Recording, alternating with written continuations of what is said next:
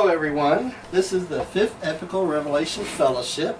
I'm Reverend Dr. Roger Paul, and this is my wife, Reverend Diane Paul, and we have several people joining us tonight online through Skype. Welcome to our meeting. Hello Christy, and Matthew, and Whisper too. I want to say hello to them.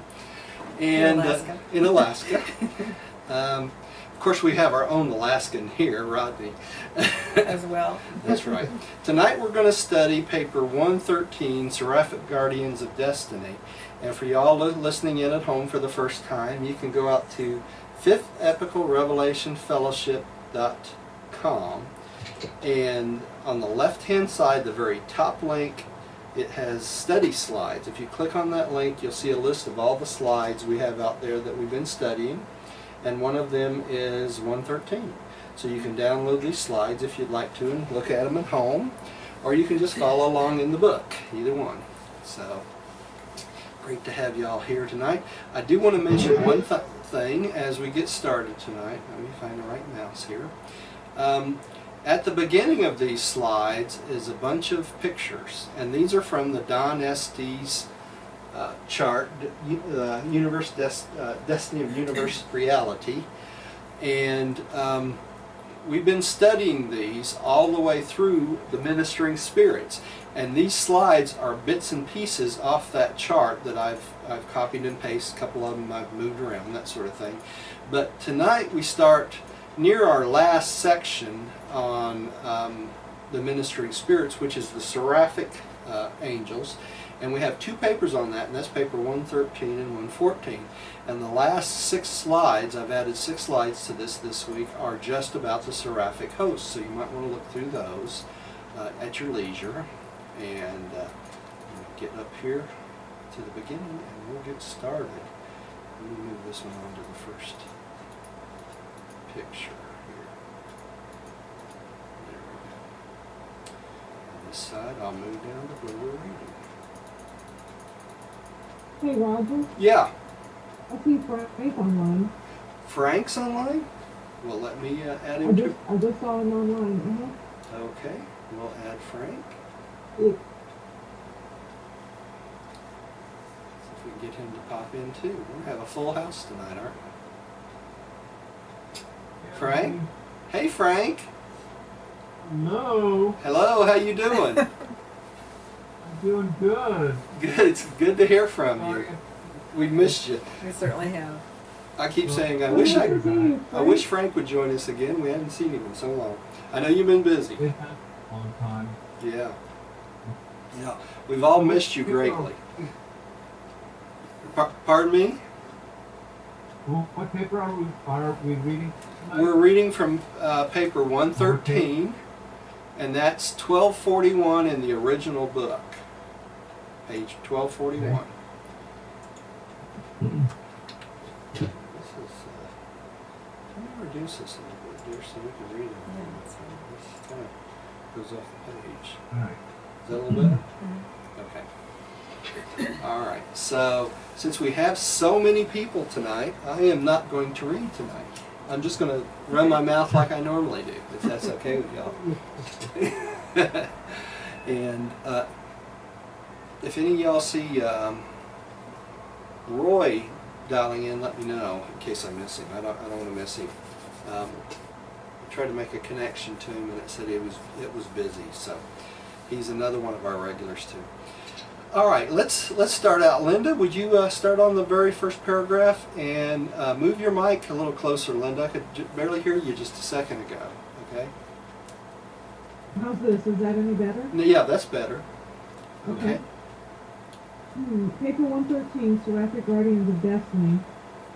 Having presented the narratives of the Ministering Spirits of Time and the Messenger Hosts of Space, we come to the consideration of the Guardian Angels, Seraphim devoted to the ministry to individual mortals for whose elevation and perfection all of the vast survival scheme of spiritual progression has been provided. In the past ages on Urantia, those Destiny Guardians were about the only group of angels that had recognition. The planetary Seraphim are indeed ministering spirits sent forth to do service to those who shall survive. These attending Seraphim have functioned as the spiritual helpers of mortal man in all the great events of the past and the present. In many of Revelation, the word was spoken by angels. Many of the mandates of heaven have been received by the ministry of angels. Okay, I'm going to bring a couple things up on this very first paragraph because I think this is interesting. They start this out by talking about having presented the narratives of the ministering spirits of time, and that's right where we came from last week, wasn't it? So you have all these papers in between this and this Seraphic Guardians of Destiny, so you can see why Don Estes did his chart this way, a continuation of all the ministering spirits, can't you? Because it almost seems like they originally thought about putting this right after the last paper we covered, doesn't it? On the ministering spirits. So anyway, let's talk about a couple other little things in this paragraph. First, they talk about how the seraphim are just about the only group that's got any recognition in the past for communication to humans. So y'all see that? Mm-hmm. Okay, so which is kind of interesting because why? Because they work so closely with us, don't they? And most of the mandates from heaven have come from where? The angels, right? So many times in the Old and New Testament, when they talk about people receiving words from God, where do you think it came from? Mostly from these angels, these seraphim. Okay, they're the closest beings to us outside the midwayers, right? So it's either through a midwayer, a mechanical physical controller, or a seraphim that these revelations have been given to us over time, you know, or communications from what? The hierarchy of God, right? So which is kind of interesting. You know that Roger, these angels have presented themselves to other peoples under a name that's recorded in the Bible. To Indians, to Chinese, Japanese, all over the world. All over the world, that's right, that's right. It's not just the recordings that we have in the Bible, is it, Rodney? That people have received messages from angels and that sort of thing. Now, they don't do this all the time, do they? But on rare occasions, when it's important and it suits their needs, they can contact us, right? And it probably scared the bejeebus out of us, but if they did. But I'm sure that's why they don't do it very frequently, because many people's hearts wouldn't take it, would it? Well, they would be, wouldn't they appear like a human form? Well, they probably would. Of course, they probably resemble humans quite close to us anyway. And we know that all the seraphim, or the ministering spirits, are of a female character, don't we? So it'd probably look more female than they would male, you know. And we forget that quite often too. It's not like a guardian seraphim, if he appeared to you, would look like a big husky male with a beard, would he? He'd look more feminine, wouldn't he? So let's give credit where credit's due, you know. All the ladies in the audience too probably appreciate the fact that the female influence is one of our closest influences as guardians to us, isn't it? I mean, that's pretty special. You think about it. Yeah. Okay, and the last thing I want to mention about this paragraph before we move off of it, you'll notice it says here, they're sent forth to do service for those who shall survive. Did you see that? Mm-hmm. What does that tell us? That means some beings do not survive, don't they? So these beings are sent forth to us for those who shall survive, those who make that ultimate decision to continue on, believe in God, and go on to the mansion worlds. And we're going to find out more about that a little bit later in this paper. So that means, Roger, they already know who's going to survive them? No, they don't already know. It doesn't negate free will. We still have free will, but The last second. that's right. Up to the last second of life, you have. Well, even after that, you still have free will, but So that's what throw me off is who shall survive. those who shall So they survive. make a decision Who will survive and who will not? That means that you can make a decision on this planet of what? Non-survival. See what I'm saying? Yeah. Mm-hmm. And I think that's an important point. That decision is made by the mortal himself. By the mortal himself, and that is a final decision. Do you understand that?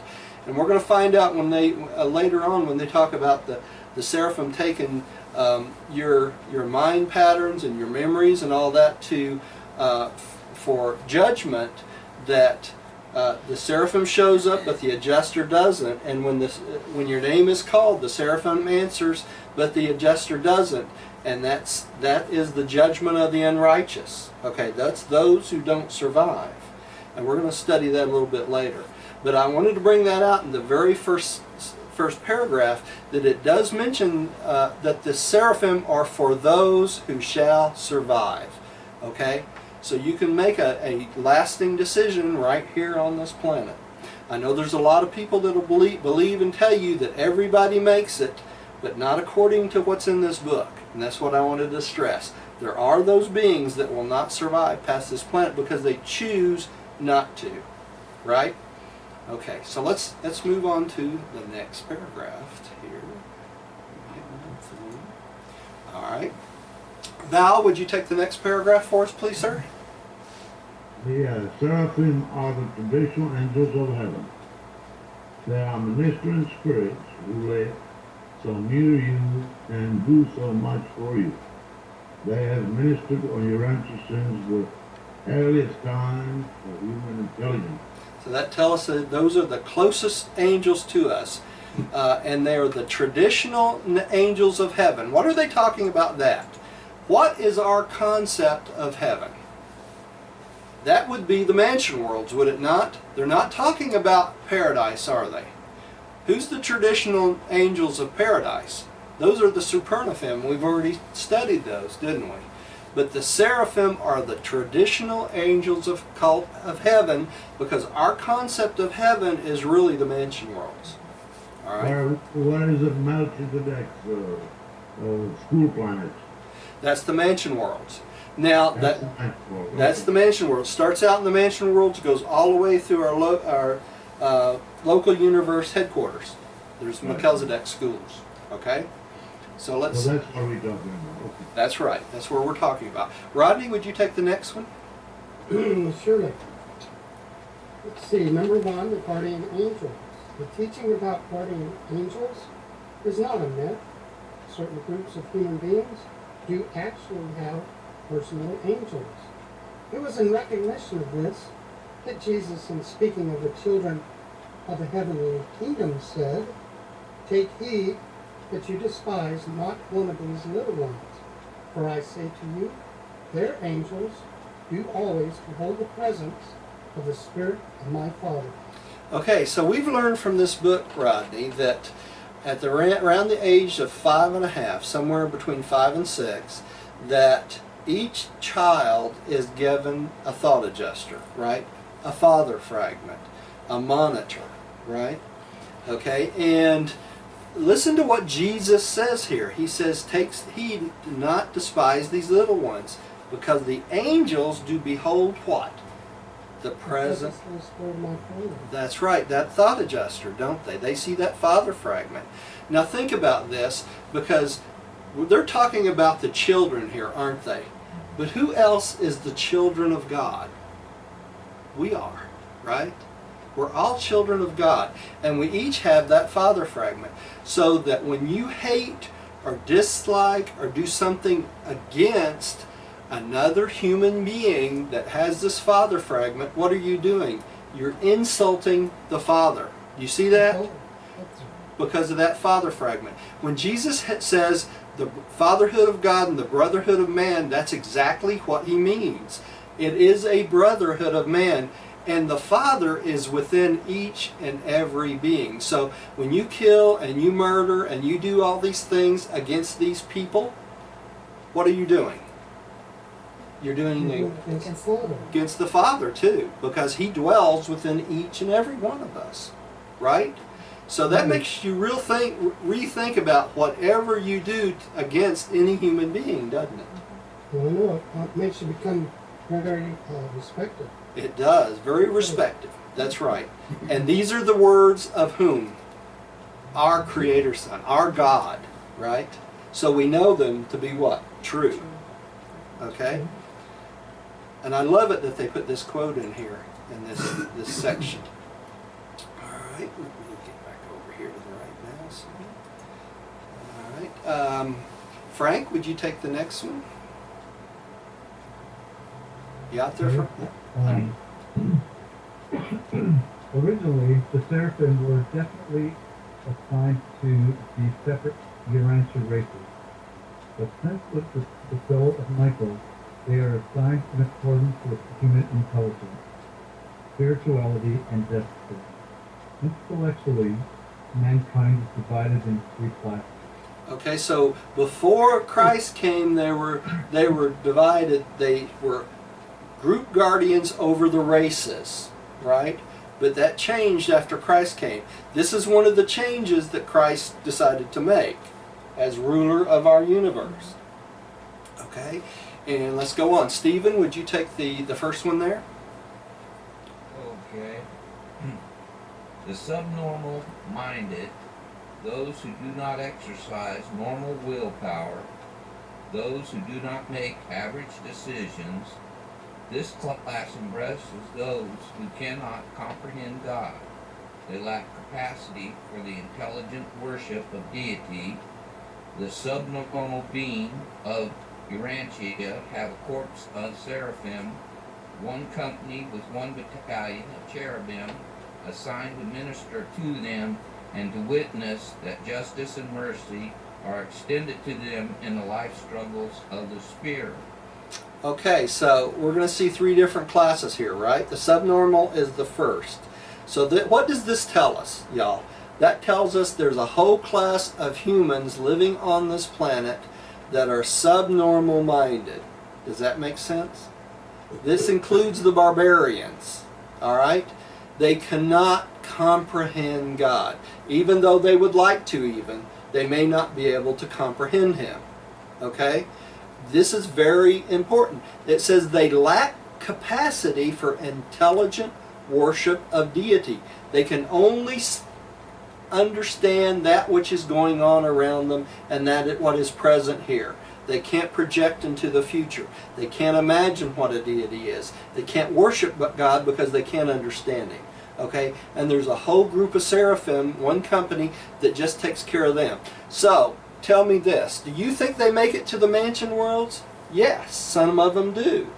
Okay? Even though they're subnormal minded. If they believe in a concept of survival and God the Father, these things can be corrected when they get where? The mansion. The mansion worlds, right? Now, do you think these beings have a father fragment? Of course they do. These father fragments gets experienced in these beings even though they're not capable of father fusion. Do you see this? Okay, that's the beings that the thought adjusters get pre-experienced before they as virgin adjusters. Does that make sense? Okay, so should we hate or disrespect these beings? No. You know, they can't help it because they don't have an adequate mind. Okay? Can we hate and dislike what they do? Of course we can, because we don't want the world to be a barbaric place to live. Now, what should have taken care of these subnormal beings that did not happen? Can somebody tell me? Think about it for a second. What was the question? What could have corrected all these subnormal minds and subnormal beings? Adam's blood. Adam's blood. That's right. If Adam and Eve's mission would have succeeded completely, these beings would not be on this planet still, would they? Right? They would have corrected this problem back then. So now we have to work through dealing with these beings even in our lifetime because this was not corrected by Adam and Eve. Right? You know, I have a comment and a question as well. Go ahead, Rodney. I think this class would also be like people that are born mentally retarded. Of course it would. Yes. Yes. But And also my question is, What about a human like my great niece is, Cadence? Uh-huh. I don't know if she can make a decision between right and wrong. No, she can't because she lacks what? A normal mind, right, Rodney? But these are the type of beings that are treated as children when they go to the mansion world, aren't they, Rodney? Right, that's what I figured. Yeah. When they awaken on the mansion world, they're considered children, just like a baby that dies before they reach the age of decision, or a child that's not old enough to reach that age of decision. This is what happens. They go to the mansion worlds and they get the opportunity to learn, don't they? Everyone gets the... Huh? The nursery. Like a nursery, that's right. And they start from square one, and when they get of a certain age, normally about 16, 17 years, what we would think, they will be asked to make a decision. Do you want to survive, basically? Okay? And everyone gets that opportunity, whether you're right-minded or abnormal-minded or whatever, right? And that's why these beings also have this core, a seraphim assigned to them to make sure while they're on this planet, they are treated mercifully and have justice in their life. Does that make sense? Mm-hmm. I got a cool one on that, Rod. That is the one, what about if that individual don't want to deal with it, sir? Well, see, that's the whole thing, Val, is you don't have a choice about it. A seraphim is assigned to you, and it tries to influence you every way it possibly can. We're going to learn the ways it tries to influence you, but it tries to help you out, even though you're not even aware of it. Even if you pledge allegiance to the devil, I said? Well, I would say that would be a totally different story. Then you've made a permanent decision then, haven't you? I mean, you've decided non-survival. And remember when we read in the previous paragraphs, seraphim were assigned to those who are capable of what? Survival. Okay? And when you make that permanent decision to follow Lucifer, are you choosing survival? No. You aren't. Okay? Does that make sense? I got a comment there, Roger. Go ahead, Stephen. I really feel that that's the group I started out with, especially in my younger days. It's just you're so caught up in the mist universe, and you know all you think about is survival in those terms. That's right. You don't really think about God or any other consideration, and from there, you know, like you say, the seraphim, they're there if you ever make an effort to go in that direction. You know, at that point in time, that's when they can start to help. But you can get so caught up in this universe that you can't see the forest for the trees. That's exactly right. You can. It's called secularism, isn't it? If your life becomes so secular and you have no religious values, are you living in reality? Not really, are you, Stephen? No. You're living in a non-reality, because sooner or later, this world ends, doesn't it? What continues on? The things that are lasting. And what are the things that are lasting? The things that are spiritually sound, and things that will spiritually be taken to the next life, right? Okay, so really, when you're in that position, Stephen, you're living in what I would consider, and they say in the Urantia Book, cosmic insanity, aren't you? Yeah, it would be that, or living dead, however. You Yeah, know? I mean, yeah. You're so far from what the reality of life is that it just doesn't even occur to you. That's right. That's right. That's exactly right. All right, Millie, would you take the next one, please? Yes, yes. The average normal type human mind, from the standpoint of Seraphic ministry, most men and women are grouped in 7 classes in accordance with their status in making the circles of human progress and spiritual development. I skipped right over it. Okay, so the average normal type of mind, that is what most of us are going to be grouped in, isn't it? Okay? And they start talking right off the bat here of the 7 circles of human progress. What does that sound like to you? Human and spiritual development. That's the 7 psychic circles, right?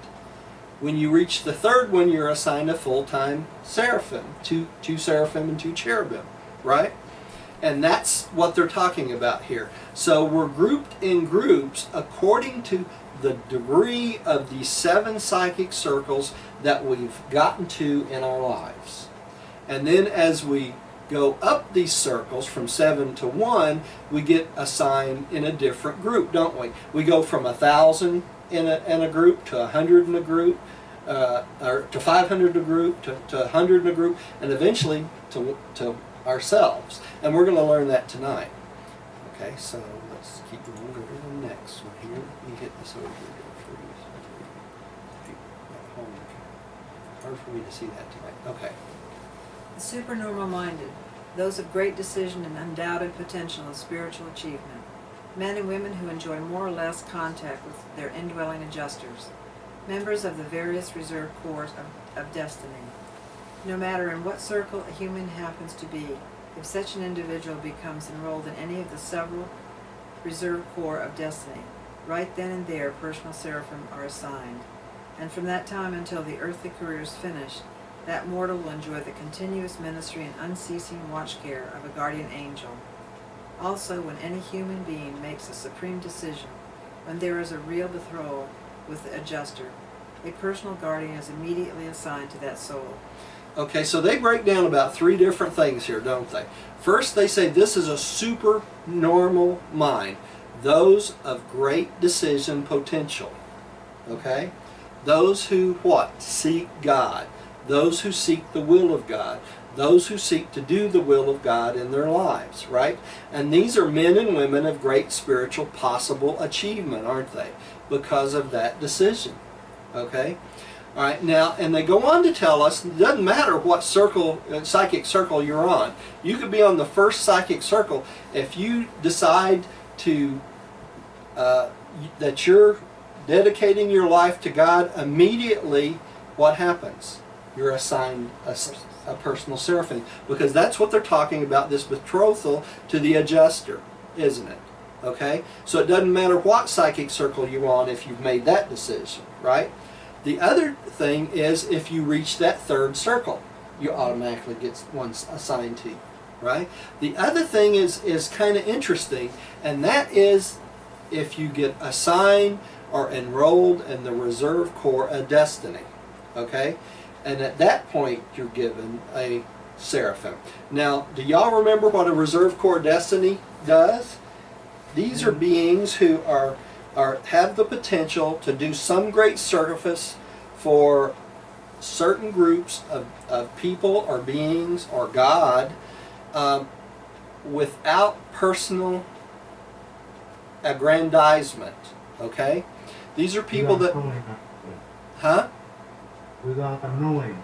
Without knowing, that's right. These are people that do not need the escalades of being, ego boost and all these things. These are people that are willing to do a specific function for God without knowing it, without any,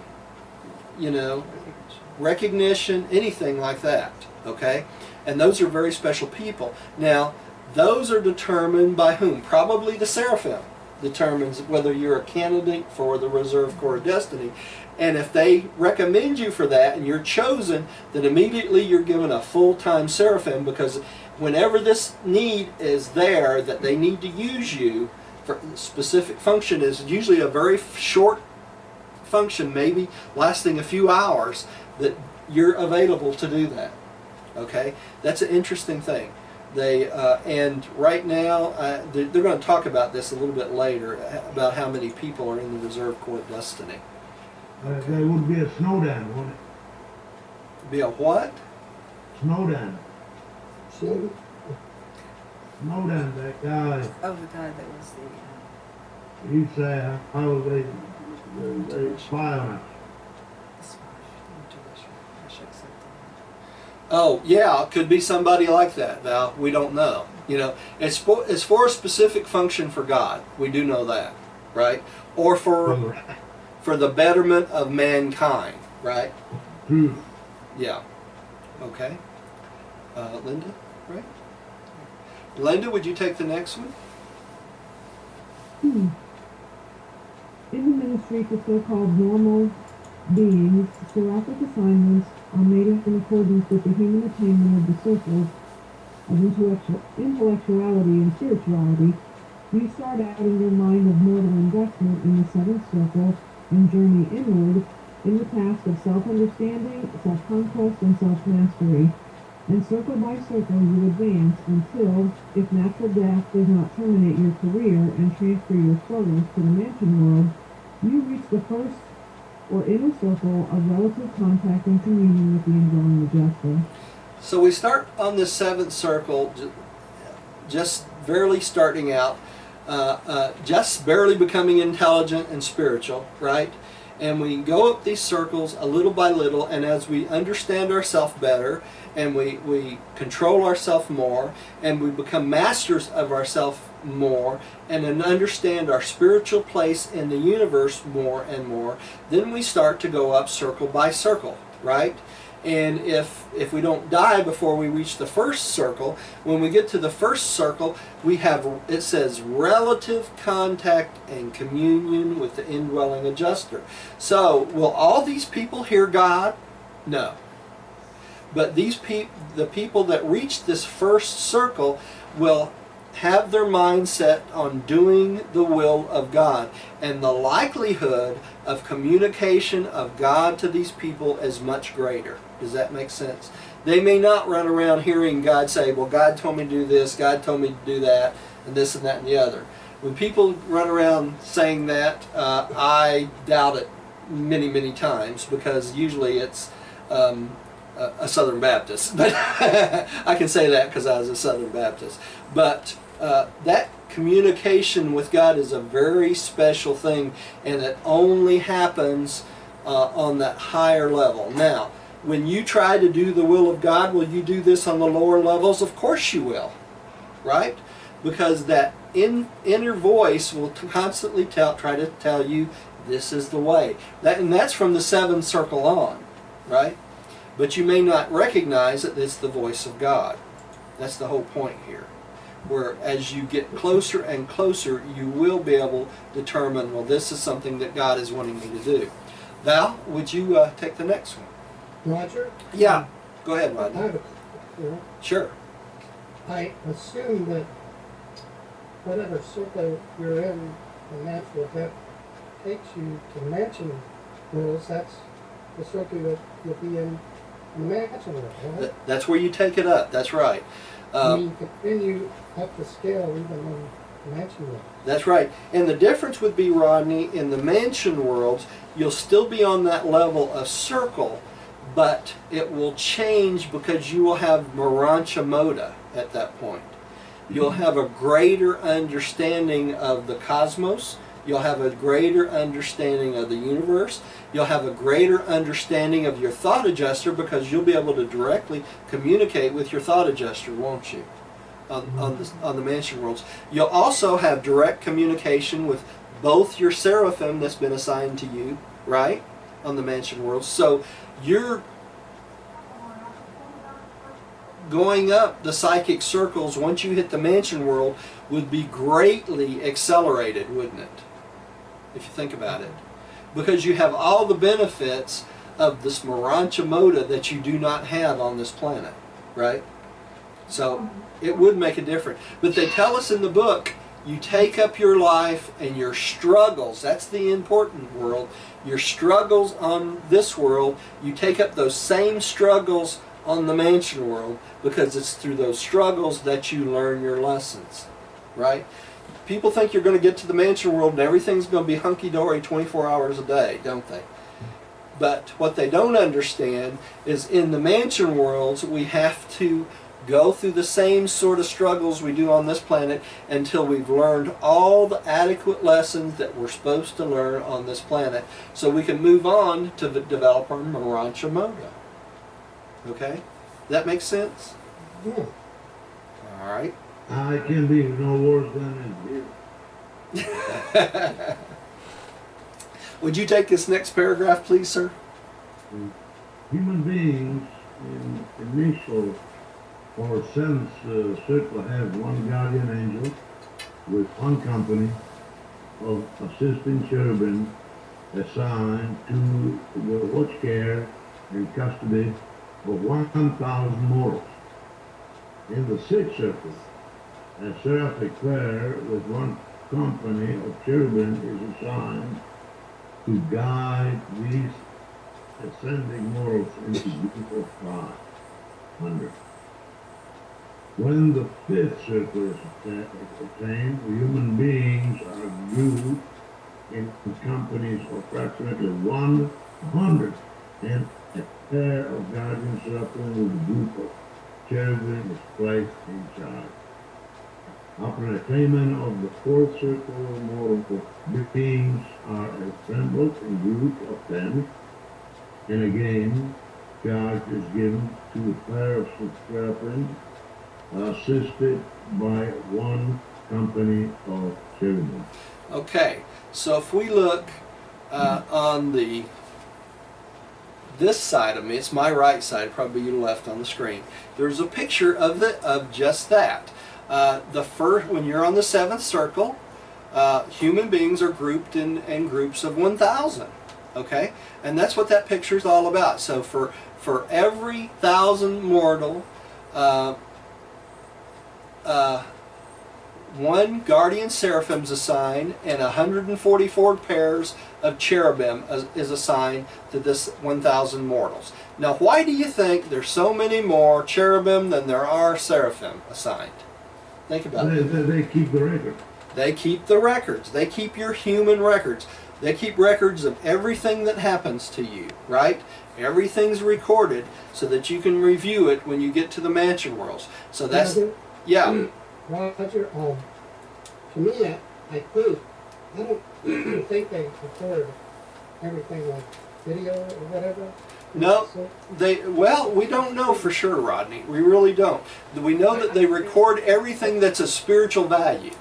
Yeah, spiritual value. That's right. Everything that's of spiritual value. Now, are they going to record things that are not of spiritual value? No, because we learn no lessons from it, do we? Right.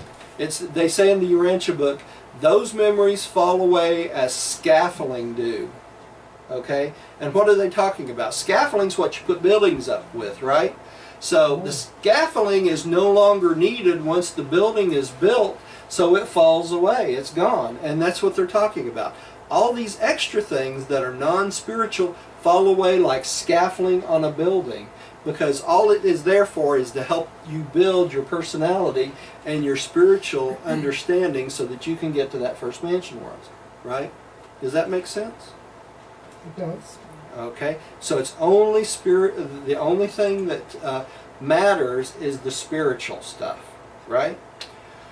Okay, so let's go on to the next slide here. I want to talk about, and that is the group of 500 mortals. This is the second psychic, or the sixth psychic circle, right? And then you're grouped in groups of 500 mortals. This time you have 2 guardian angels, don't you? And you have 144 pairs of cherubim to record still, right? All right, let's go to the next one. Get my mouse going here. And then when you hit the 5th psychic circle, you still have 2 guardian angels and 144 pairs of cherubim. I don't believe that's correct. 100 are grouped in companies. The 5th circle, human beings are grouped in of 100, and a pair of guardian seraphim. That's right. And a cherubim is placed in charge. Right. 144 pairs. All right. And then we go on to the 4th psychic I circle. don't see 144. Huh? Yeah, cherubim. Cherubim. 144 That's cherubim. on the screen. Yeah, it's on this There. thing. Yeah, it says a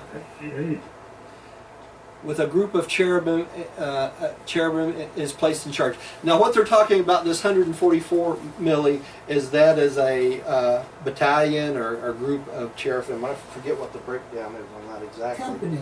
Company.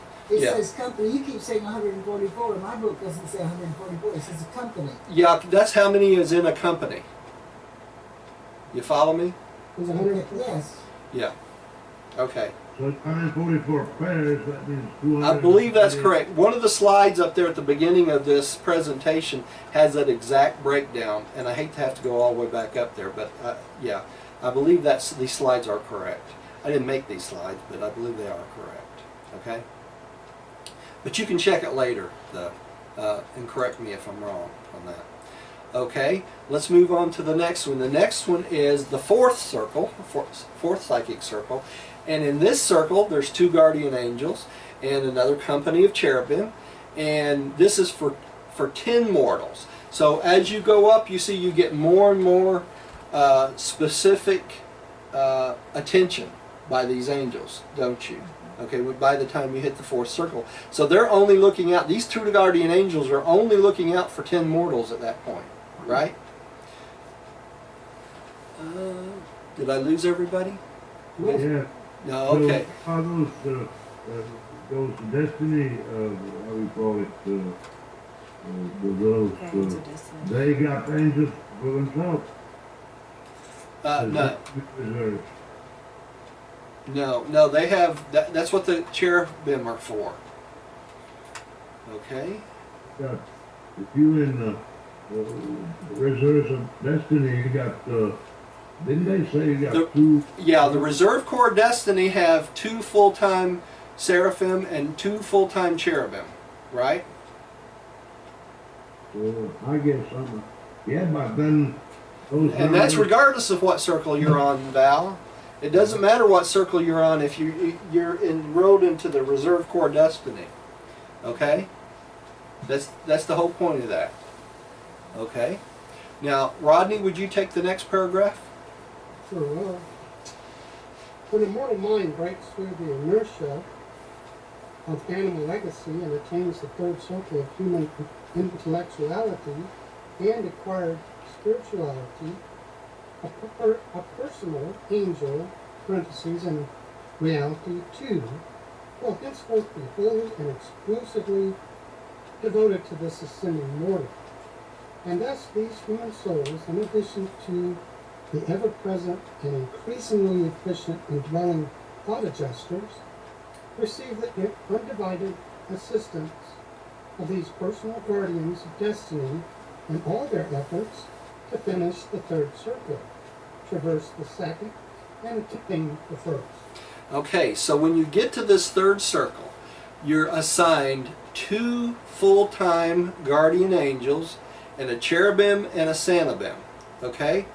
And those angels are assigned to you from the time you reach that 3rd circle all the way until you get to paradise. You follow me? 2 individual angels. Now, what's the difference between these 2 and the group angels we were talking about before? And I'm going to tell you real quick, because we're going to study this, and it's important for you to understand this. The angels that were taking care of you before you reach the 3rd circle are group seraphim. You got that?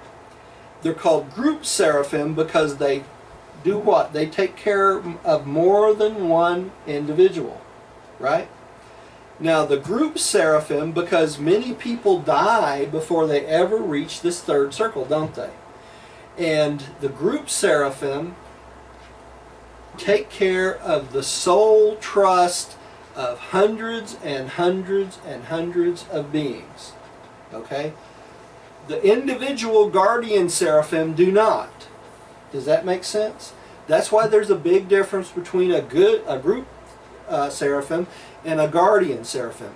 When these angels are assigned as a guardian seraphim, and that's what all the angels want to be, is guardian seraphim. because they follow your career from the time you reach that third circle all the way to paradise, and they go along with you, so that gives them the opportunity to traverse the universe to make it to paradise themselves. And being their ticket. yeah, that's right. You're their ticket. So being assigned as a guardian seraphim, not a group seraphim, but a guardian seraphim, is the most sought after position for a seraphim. Does that make sense? Did I lose everybody, or is everybody with me? I'm just thinking that they probably do everything they could possibly do to get that position. That's right, they do. Now, what's the importance of the group seraphim? The importance of the group seraphim is this. They withhold thousands of trust of thousands of souls, and when a dispensation ends, and those who are sleeping survivors that never made the third circle, that didn't already wake up on the mansion worlds, right? Remember, if you're on the third circle and you have a full-time guardian seraphim, you're qualified on the third day to go directly to the first mansion world, and you're resurrected on the third day, right? If you do not make that third psychic circle in your life, then you're part of what's called the sleeping survivor. These are the ones that Jesus says that he wanted to wake the host, my children, right? These are people that believed in God and believed in him and everything, but they never quite made that third psychic circle. So they're awakened in mass on the mansion worlds. And these group guardians take all of these personalities at one time for the resurrection, don't they? So they have to have that part of you, which is your mind and your soul, and take it to the mansion world and meet what? Your adjuster when you awaken. It doesn't matter how long it's been. It could have been 500 years, could have been 1,000 years, or it could have been 2 weeks. It don't matter. They still take you to the mansion worlds. And these are group guardians. Now, how can they do this? It's because the resurrection response happens on the mansion world, not on our world. Okay? So all they have to do is show up on the mansion world with all these trusts. Now we're going to find out later in this paper, during the Lucifer rebellion, some of these group guardians rebelled, didn't they? So their trust was removed, and volunteer seraphim took up these trusts of these souls. Okay? You see how important this is to understand this stuff? So when you get assigned a personal seraphim, that's all they worry about is you. No one else. Okay? So I wanted to make sure everybody was clear on that. Okay, Roger, let me go back a little bit. We got the self-understanding, self-conquest, self-mastery, and these are things that you accomplish with the aid of the angels, okay? Yeah. And then we move up into the inertia of animal legacy. That would be our sluggishness of our carnal life. That's right. Okay? Yeah. So once we break through that, then we're more equipped to help the other mortals come through when we, let's say, when we reach the mansion world. In other words, if we haven't broke through this before we reach the mansion world, we wouldn't be as equipped. Even though we might learn something in the mansion world, we would miss the opportunity of being able to accomplish that here. Right. That's exactly correct. Okay, because there would be a difference in that accomplishment here on this planet as versus the mansion world, correct? There would be, yeah, because in the mansion world, you have what?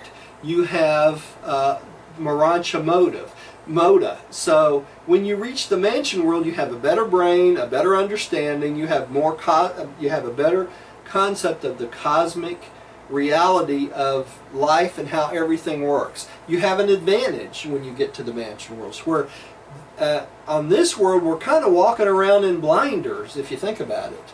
You know, everything we do is solely on faith. When we get to the mansion worlds, we can actually hear our adjuster, we can actually see our seraphim that accompany us everywhere we go. We're never alone, right? So when we get to the mansion world, it's like someone removes the veil from our eyes. And suddenly we see and hear and feel these things that we had no concept of before. So you'd never be alone. You never be alone. That's right. You're never alone once you hit the mansion worlds. You have the guardian seraphim, and not only that, but we have found out as we've studied along the way that we also have companions that are assigned to us to keep us company. If we're waiting for a loved one or something along that line, you know, that you want to go, you know, traverse the universe with, you have companions that come and keep you company until your companion arrives. You know, what a wonderful concept. What, you know, everyone is taken care of. Everyone is taken care of, any way you look at it, right? So, like 4 other personalities or 4 other beings? 4 other beings well, 2 other beings. You know, the cherubim and Sanabim are reassigned, aren't they? Once you get to the mansion worlds, it's really only 2 because it's the 2 seraphim. The cherubim and Sanabim are reassigned to beings on the planet again and used again. And what is their goal? Their goal is to be elevated to a seraphim. And when they're elevated to a seraphim, then they have the opportunity to do what? Become guardian seraphim too. You see how it works? There's a hierarchy of everything. So your cherubim and Sanabim, once you get to the mansion worlds, they're released and they have the opportunity to eventually become seraphim also. And then they have the opportunity, working as seraphim, to become what? Guardian seraphim. And once they're assigned to a person, then they have the opportunity to traverse the universe. What a wonderful system this is, you know. Everyone's allowed to traverse upward. That's what's amazing about this. Okay, let's take one more. I have one more slide on the be on my right hand side. This is a breakdown of the number of individuals and the groups and the number of cherubim for each group. Okay, so you see in the 7th circle we have 1,000 individuals, 1 guardian angel, 1 company of cherubim. That's 144 pairs, right? And then on the 6th circle we have 500 humans or individuals, 2 guardian angels, and 1 company of cherubim, which is 144 pairs, right? And then in the 5th circle we have 100 individuals, and it says about 100 individuals, 2 guardian angels, 1 group or company of cherubim, which would be 144 pairs again, right? And then on the 4th psychic circle, for every 10 individuals, we have 2 guardian angels and 1 company of cherubim, and we know that's 144 pairs, right? Okay, so then when you hit the 3rd circle, then you have 1 individual, 2 guardian angels, 1 cherubim, and 1 Sanabim, and it stays that way through the 2nd and the 1st level too. Right? So once you hit that 3rd circle, you have 2 full-time guardian angels and 2 cherubim, or 1 cherubim and 1 Sanabim, always assigned to you. Okay? I hope that... Roger, that number 144 is very popular with Jehovah's Witness. Yes, it is. Yeah, and it's a multiple of 12, isn't it, Rodney? Everything, these numbers are very, very important to Jehovah's Witness, because almost everything they talk about is a multiple of either 7, 3, 7, or 12, if you think about it. And that's why this becomes very important to them. Okay?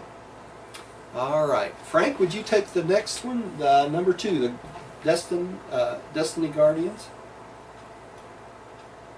Seraphim are not known as guardians of destiny until such time as they are assigned to the association of a human soul who has realized 1 or more of 3 achievements, has made a supreme decision to become godlike, has entered the 3rd circle, or has been mastered into one of the reserved for a destiny.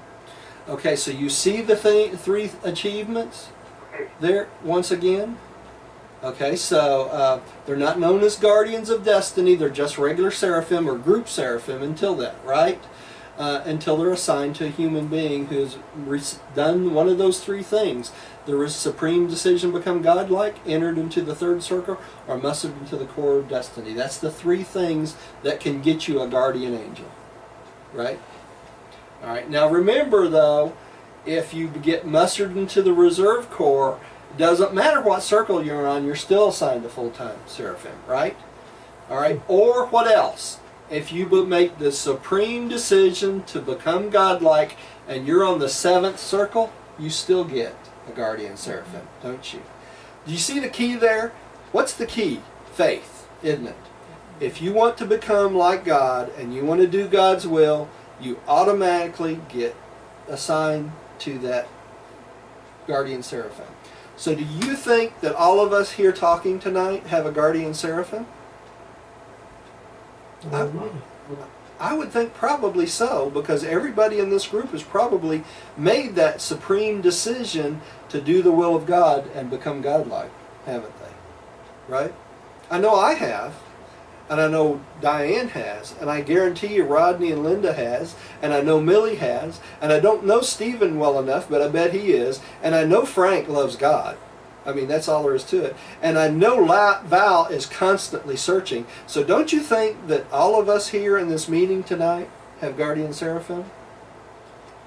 I would say yes. I would say definitely for yes. myself, Roger, and I've been going over that. For some reason, I have a fear of that. A fear of it? I mean, I know I want to serve God, but to become godlike for some reason, you know, and I'm working on this to find out what it is, and still haven't. But it's a scary proposition for some reason. It is a scary proposition. You're not going to be God. You're just going to be godlike. That's right. You want to become whole. I understand that. Yeah. But it's like, you know, when you want to be godlike, now you're talking about being perfect. And I don't, you know, I really don't know where my hindrance is at this point. Yeah. You won't be perfect because you're not going to be God. Only God is perfect. I'll tell you where the problem comes in, Stephen. Listen. You're going to be godlike. You're going to be close to like God. Yeah. But God. I'll tell you what the problem is with... Stephen, it's rather like yoga. You don't do it. You go towards it. You go towards it. That's right. Now that I'm doing, but you know, you do have to have your mind accepting it. You know You do. what I mean? And there's still a hair of resistance there. That's right. And the hardest thing for most human beings is this, Stephen. Let me tell you where the caveat to serving God is. And this is the problem we all have. We don't want to release our animal legacy. Now let me kind of explain what I'm talking about here. We don't want to give up the things of life. But because to become totally servant to God, you have to, in your mind, let go of everything. All these things in life, like cars and rings and houses and fine furniture and all these things have to be released. You have to release them to God and say, God, thank you for this stuff, but it's not the important thing in my life. The important thing in my life is my relationship to you. And different people hang on to different things. Some people it's things, some people it's alcohol, some people it's sex, some people, you know, there's different things that people have to release in their life to let go of their quote, quote, gods of life, if you will. Those things becomes your God in place of your relationship with God the Father. And the hardest part in life is learning how to give up everything for your relationship with God. Because people don't understand that once you have done that and you give yourself up to the relationship of God, all these things are added on. All these nice things in life are still there because God takes care of you, you know? And that's the hardest lesson to learn for almost everyone. Now the other thing is this. Once you have a relationship with God, it doesn't give you the excuse to start accumulating all these things again because you think God has blessed you. Is that right? No. Because those things, once again, replace what? Your relationship with God. Does that make sense? That's what they're talking. That really is exactly what I'm struggling with. Yeah. I know there is something in my carnal life that's holding me back, let's say, from making the step forward, and I'm, still trying to go, okay, where am I getting tricked on this situation, because, I would like to say I got it, but I know I don't, Well, in the Urantia book, they call that what? The mark of the beast. And that's part of the trip through the mansion worlds, and what it's for is to remove the mark of the beast as you progress through the mansion worlds. And as you get closer and closer to the last mansion world, you release more and more and more things in your life and replace them with what? You replace them with your relationship with God the Father. That's exactly what you do. And that's how you remove the mark of the beast. That's what they're talking about when they say the mark of the beast. It's not a brand on you. It's not something that you can see. It's our animalistic beginning on this planet, and things that we've instilled in our brain and our life that we think is important, when in reality they're not important at all. Well, last week I guess it was when we were studying it, and it said that God looked at the heirs of man as his road to wisdom. And, this morning I took my blood pressure, and I had a consideration with some other people, and my blood pressure was up 10 points. You see, so, unless we're totally committed to that godly understanding, it affects our body as well. That's right. And we're not really realizing the benefits of developing that God understanding and what it does to us physically as well. Does that make any sense? Yeah, it does. It makes perfect sense. As long as we're here, we're going to be anchored. Wait a minute, Val. Go ahead, Linda. I was going to say that as long as we're here, we're anchored to this world because of the needs of the flesh. That's right. We're not, there are certain things that we're not ever going to be able to escape. We have to eat, we have to work, we have to, make a living, we have to, take care of our homes and our children, and there are just things that we have to do. We can't be, totally focused on the spiritual world, but through all those things that we do, we can serve God. That's right. In the process of taking care of your house, in the process of, going to work and meeting people. They can still see God through you, through the daily things that you do in your life. And that's the whole point. We're anchored to this world. That's right. We can't escape it. Yeah, we can't. And that's, why do you think it takes 7 mansion worlds before you totally get rid of the mark of the beast? Because look at it like you can't, like a baby. We don't know nothing. Yeah. You can't escape it, can you? That's right. We don't have no clue what's going on. That's right. All right, let's keep moving. I'm going to go on to the next slide here, the picture slide, and we're going to find this out as we keep going along.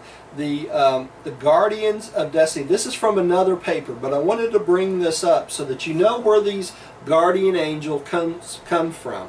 And they're drawn from the ranks of the more experienced angelic personality of all orders of Seraphim, who have qualified for this service. All surviving mortals of a Jester fusion destiny have temporary guardians assigned, and these associates may become permanent attached when a mortal survivor attains the requisite intellectual and spiritual development. And these angels are drawn from this group, and they are Supreme Seraphim, Superior Seraphim, Supervisor Seraphim, Administrator Seraphim, Planetary Helpers, Transition Ministers, and Seraphim of the Future. And we're going to study all of those in the next paper. Okay? So I just want to let you know where these guardians come from. They have a background too, just like we do. Okay, now I've lost track of who read last. Did you? We lost Frank too. Oh, we lost Frank? Let me see if I can get him back.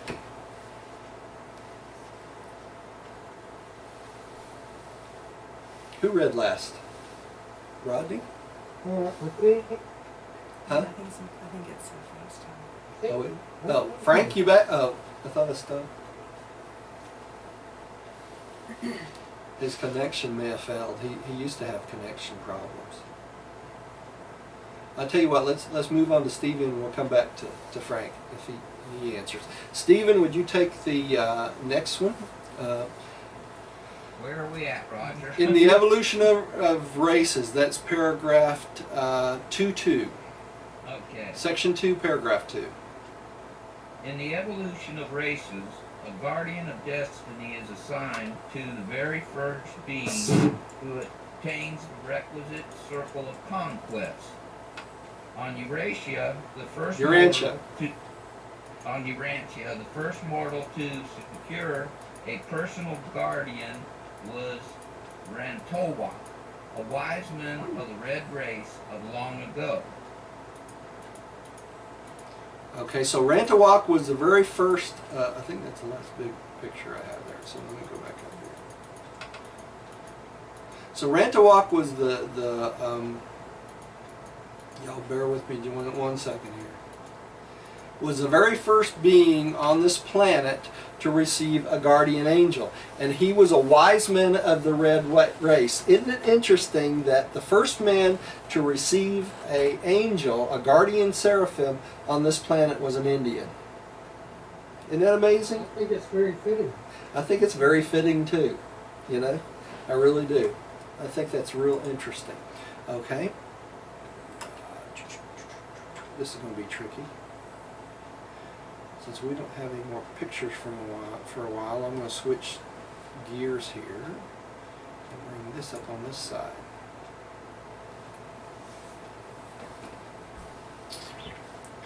Three, two, three. Well, I lost Frank there. He was dropped. Okay. Millie, would you take the next one? All angelic assignments? Yes. All angelic assignments are made from a group of volunteering seraphim, and these appointments are always in accordance with human needs and with regard to the status of the angelic pair, in the light of seraphic experience, skill, and wisdom. Only seraphim of long service, the more experienced and tested types, are assigned as destiny guards. Many guardians have gained much valuable experience on those worlds which are of the non-adjuster fusion series. Like the adjusters, the seraphim attend these beings for a single lifetime and then are liberated to a new assignment. Many guardians on Urantia have had these previous practice experiences on other worlds. Okay, so we know there's other worlds that are of non-adjuster type, right? And those beings that survive are given what? A fragment of the spirit or a fragment of the sun, right? But these guardian seraphim that work with them during their lifetimes gain experience with these beings. So when we get a guardian seraphim, these seraphim have very good experience, don't they? There's never any seraphim that's assigned to human beings that has not had long service doing other things and serving as seraphim, right? So you can't say, well, I got a bad angel, right? Check Frank again. He just popped up online. Okay, let me try to connect him back up again. It must be difficult. Yeah. We have to be easier than people with non-adjusters. That's right. That's right. It must be a little easier. You know, it's kind of interesting. We're going to find out a little later. We won't probably get to it tonight. That the angels, the guardian angels, integrate our adjuster, the Spirit of Truth, and the Holy Spirit in our life, all together in our life to benefit us. It brings it all together to help benefit in our life. So the guardian seraphim are very, very important to us on a daily basis, aren't they? They kind of bring all these influences together to help influence each and every one of us. Okay, I still lost Frankie. Here we go. There should be a... They know us better than we know ourselves. That's right, they do. That's the reason why they can actually orchestrate a lot of stuff for us. That's right. So we get that experience. Okay. Frank, you out there? Frank. I think I'm... We showed him online again, Yeah. Yeah, it looks like he's over the frame. but he showed his phone number. No, it lost him again. You're, Okay. you're playing tag. Yeah, Yeah. phone or internet tag, right? All right. When human beings fail to survive, their personal or group guardians may repeatedly serve in similar capacities on the same planet.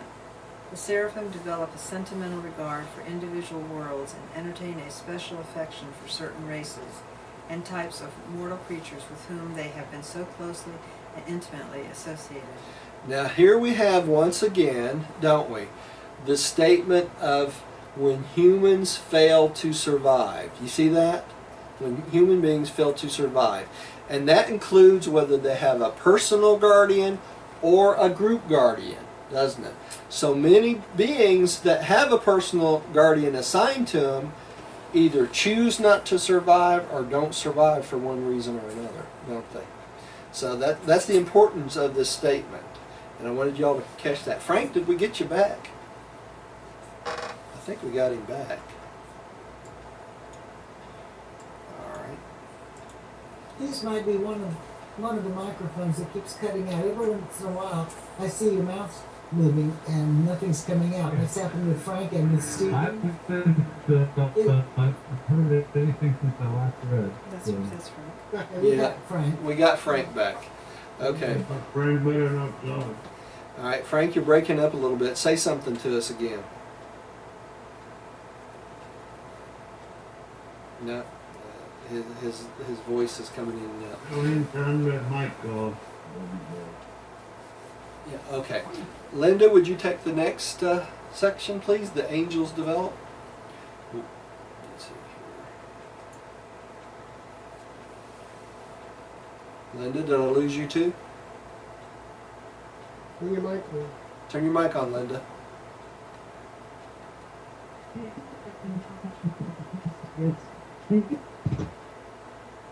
You're breaking up, I can't hear you. No, I can't hear her either. Oh, now I got you. Now we got you. Go ahead. Okay. The angels develop an abiding affection. Their human see. No, you better stop. If you could only visualize the seraphim develop a warm affection. Can you hear me now? Yeah, we can hear you now. Yeah. Now you can hear you. Start over. Okay, start over there, Linda. Hold on just 1 second. All right. I don't know what's wrong. Okay. The angels develop an abiding affection for their human associates, and you would, if you could only visualize the seraphim, develop a warm affection for them. Divested of material bodies, given spirit forms, you would be very near the angels in many attributes of personality. They share most of your emotions and experience some additional ones. The only emotion actuating you, which is somewhat difficult for them to comprehend, is the legacy of animal fear that bulks so large in the mental life of an average inhabitant of Urantia. The angels really find it hard to understand why you will so persistently allow your higher intellectual powers, even your religious faith, to be so dominated by fear, so thoroughly demoralized by the thoughtless panic of dread and anxiety. Okay, so we know they. Oh, yeah. Now I'm getting feedback, Linda. Just mute your mic for a minute. If you want to say something, unmute it. There you go. So they basically have the same emotions we do and some additional ones, don't they? Okay.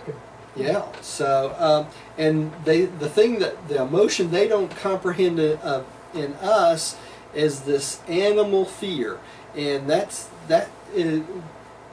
makes perfect sense if you think about it, because all the way through the progression of human development, we've been afraid of something, haven't we? We started out afraid of animals. Then we turned out being afraid of each other because of men eating each other, right? Killing and eating each other.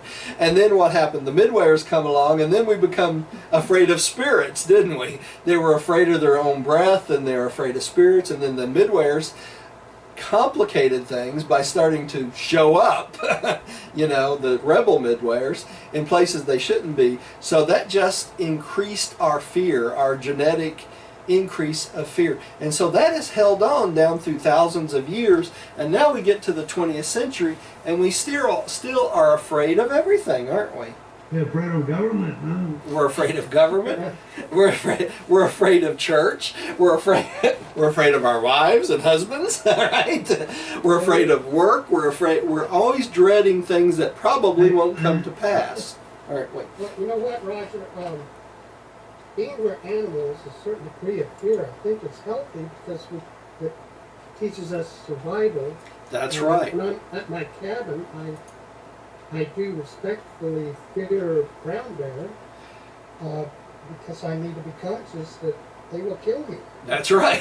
If you weren't afraid of them, you'd have something missing, wouldn't you? Right, and I'm not so fearful that I would not go up there. Yeah, yeah. You know, you fear if you go down to a dark neighborhood in Atlanta. And what's the difference, Rodney? It's the intelligent acceptance of that fear and knowing how to control it, isn't it? I think so, and I think this is more or less talking about the anxiety. Like my mother worries about everything. And Yeah. It's like, you know, she fears constantly, and it's like lighten up, man. Yeah, I know what you mean. I really do. Angels never run away from saber-toothed tiger. Okay, now my screen is rearranged because I lost Frank again. So I think Val is next. Val, would you read the next paragraph? Let me see if I can get Frank back. All seraphim has individual names, but in the records of assignment to world service, they are frequently designated by their planetary number. At the universe headquarters, they are registered by name and number. The destiny guardian of the human subject used in this contextual communication is number 3 of Group 17, of Company 126, of Battalion 4, of Unit 384, of the Legion 6, of Host 37, of the 182,314 Seraphic Army of Lebanon. Wow. Really? Number of seraphim or Urantia, and to this human subject is 3,641,852. Okay, so think about this, y'all. There are billions and billions of seraphim assigned on this planet to human individuals. That's what it boils down to. How do they keep track with all of this number? They got a lot bigger brains than we do. Well, it's interesting being they're known by name and number. And number, right? Quite a long name. Must have a powerful computer just keep up with that. Yeah. She gave us her number. Why didn't she give us her name? I don't know. You know, that's interesting. But what I do find really interesting is they mention the guardian for the human subject in which this contactual communication was made, right? So they're talking about the being they use, or the human they use, to reveal this revelation to us. And they give the name and number and all the particulars to the seraphim assigned to this being. So that tells us what? That this person that they used to reveal this paper to us was either what? On the third psychic circle, was on the reserve corps destiny, or what? Had made that commitment to follow the will of God, haven't they? So that is an interesting thing to know about the person that revealed this, because they don't tell us hardly anything about him, right? It's kind of interesting to know that. It's not necessary to know that, but it is kind of nice to know that this being that they revealed this through was on the pathway that we're on, weren't they? So, I kind of like that. Makes me feel better anyway. Yeah. All right, so let's go on. Rodney, would you take the next one? Why, certainly. In the ministry of personal guardianship, the assignment of angels as destiny guardians, Seraphim always volunteer their services.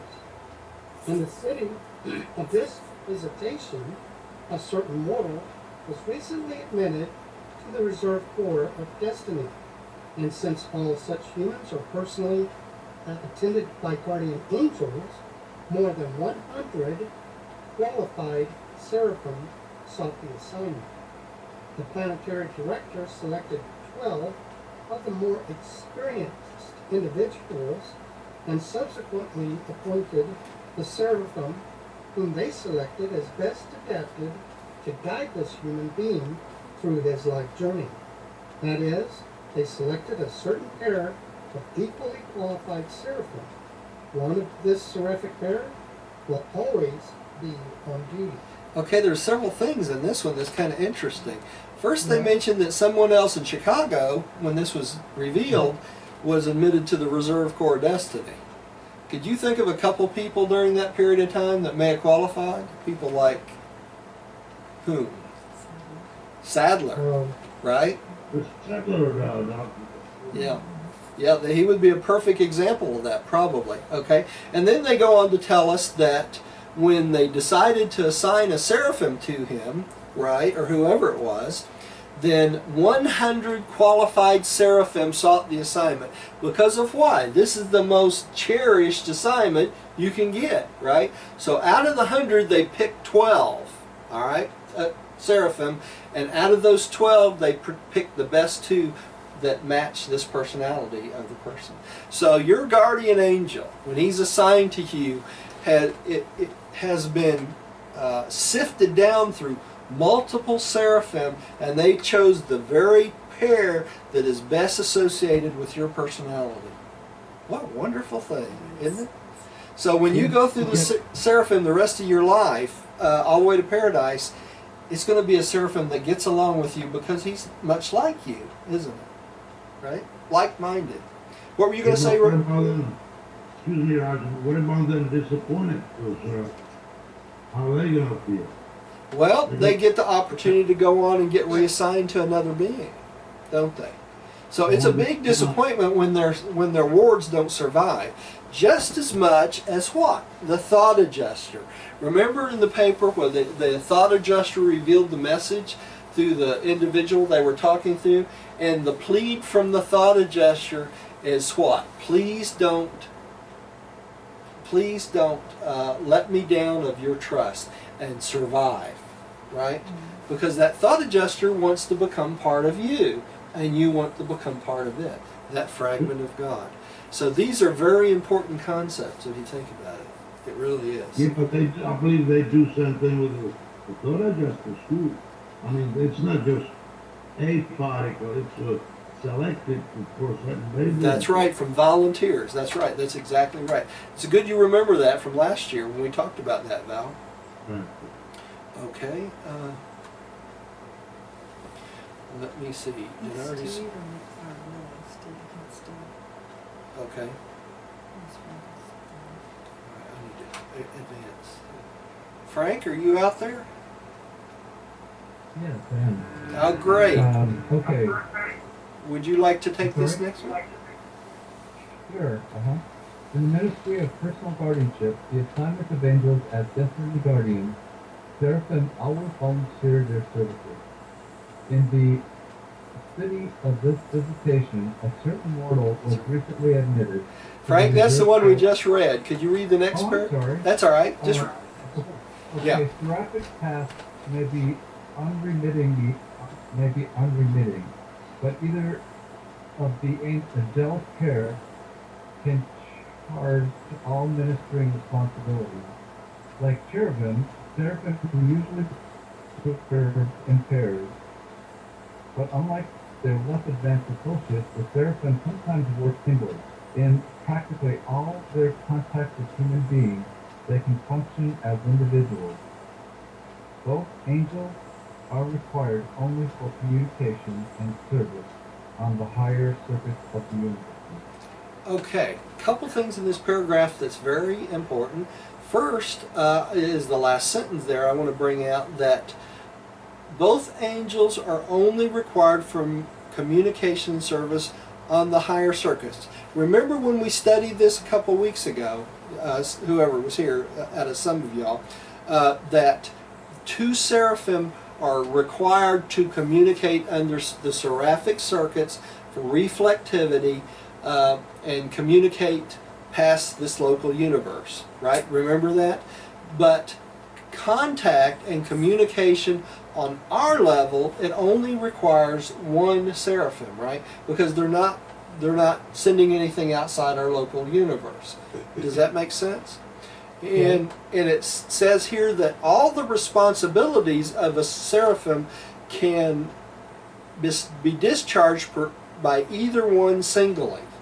So when one's on duty and one's recharging or with the circuits of the universe, it doesn't matter because either one of them can take up full responsibility of the seraphic task. And who becomes the recording angel at that time? Then the cherubim become the recording angel, don't they? And this is very important because nothing is ever lost your entire life of your experiences. Nothing. Okay? So there's always a seraphim on duty to help you along, and the recording angel, there's always a recording angel, whether it's the other seraphim or one of the cherubim or the seraphim. Okay? So you don't ever have to worry about losing something or memories of something in your life that's happened that is important for you to remember in the mansion worlds. Okay? Stephen, would you take the next one? Okay. When a seraphic pair accept guardian assignment, they serve for the remainder of the life of that human being. The complement of being one of the two angels becomes the recorder of the undertaking. These complemental seraphim are the recording angels of the mortals of the evolutionary worlds. The records are kept by the pair of cherubim, a cherubim and a cherubim, who are always associated with the seraphic guardians, but these records are always sponsored by one of the seraphim. So the records are the responsibility of who? The seraphim, right? Even though it's being recorded by either cherubim or cherubim many times, right? All right. And notice here it says the seraphic pair accept assignment to serve the remainder of the life of that human being. You see that? Why do they say the life of the human being? Because you're not guaranteed survival until when you hit the mansion world, right? So if you do not survive or you choose not to survive, at that point that guardian seraphim is released for service for another being. You see that? So that's why they're talking about for the life of the human being. Now, what happens if you survive? Then that same pair of seraphim are assigned to you through your entire trek to paradise. Millions of years, right? He knows how to. So your decision to survive is very important to these seraphim, isn't it? Very important. All right, let's do one more paragraph and then we'll quit for the night and take it up from here next time. Millie, would you take the last one? Yes. For purposes of rest and recharging with the life energy of the universe circuits, the guardian is periodically relieved by her complement, and during the absence, the associated cherubim functions as the recorder, as is also the case when the complemental seraphim is similarly absent. Okay, so they just relieve each other, and both of them have a chance to recharge, right? And the cherubim do the same thing. right? So you always have at least one cherubim and one seraphim on duty all the time, right? You're never left alone. You're never left alone, even in this world. Even though we think we're alone, when you're running around your house in your underwear, you still have two seraphim there, just to let you know. Well, when you're, while you're sleeping. When you're sleeping. Now, we're going to learn a little bit later that when the thought adjuster does much of its work while you're asleep, doesn't it? And the seraphim do most of its work while you're awake. So when you're sleeping, the thought adjuster takes it over and really works on you. And then when you're awake, the seraphim and cherubim kick in and do their jobs. And that allows the thought adjuster to kind of sit back a little bit and take a little break too. But the thought adjuster's never relieved, is he? He's on 24 hours a day. Okay. I hope you all enjoyed this, and I believe I forgot to pray before we started. We did. Didn't we tonight? So let me say a little prayer and we'll knock off for tonight. If you all don't mind, I think I'll pray tonight instead of letting someone else. Father, thank you for this wonderful, wonderful paper and letting us know that we're taken care of so well from our life here all the way up to paradise. We thank you for these angels. We thank you for their commitment to us and their love for us. And we thank you, angels, for your commitment to us and your love for us. We appreciate what you do for us. We appreciate the way you stick with us all the way through life. And we look forward to that wonderful day when we wake up on the shores of the mansion world and we get to meet you and see you and be with you and actually get to hear your voice and see your faces, that we might experience what you go through too, just as we do.